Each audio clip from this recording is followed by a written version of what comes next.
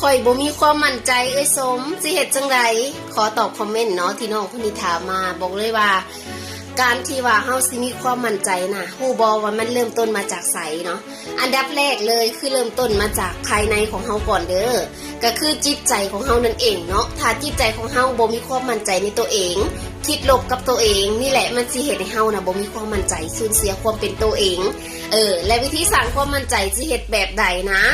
หนึ่งเลยเนาะทำใจของเฮาก่อนอยู่กับตัวเองลึกๆคุยกับตัวเองลึกๆจริงๆอ่ะแล้วผู้บอกว่าคนเฮาทุกคนมีคุณค่าและก็มีความมั่นใจมีเอกลักษณ์เป็นของตัวเองอยู่แล้วเนาะอย่าด้อยค่าตัวเองบ่ว่าคำเว้าของไผที่เคยดูถูกเฮาตั้งแต่น้อยบ่จนใหญ่หรือว่าเฮารู้สึกว่าเฮาเฮ็ดสิ่งนี้แล้วมันบ่ดี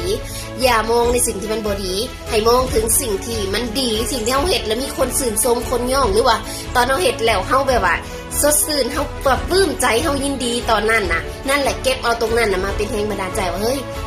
ชีวิตเฮาเมื่อก่อนเฮาก็เฮ็ดนั่นเฮ็ดนี่ได้ดีนะเก็บเอาตรงนี้มาเป็นพลังแห่งใจและก็เชื่อว่าตัวเองสามารถพัฒนาได้ทุกวันนี้อีหยังมันก็สามารถเกิดขึ้นได้มันสามารถเปลี่ยนแปลงได้อย่ายึดติดกับเรื่องเก่าๆหรือว่าอดีตที่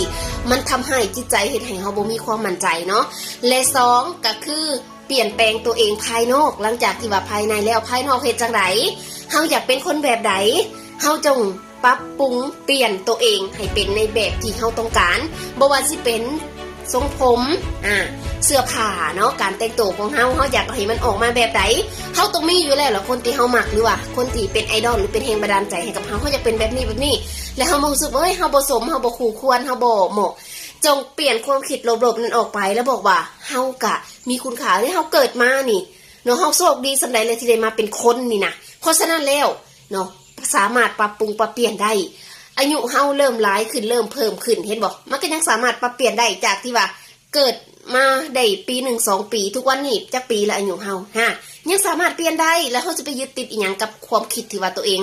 บ่งามตัวเองบ่ดูดีตัวเองบ่มีความมั่นใจจงปรับเปลี่ยนต่อให้คนอื่นเขาสิว่าเอ้ยเปลี่ยนแล้วเขาสิหัวขวัญเขาสิหยังมันเรื่องของเขาแต่สิ่งที่เฮาต้องการสิ่งที่เฮาปรารถนานั่นคือเฮาจงเฮ็ดมันให้เป็นจริงเนาะเปลี่ยนแปลงแล้วฮู้บ่และส่องกระจกเบิ่ง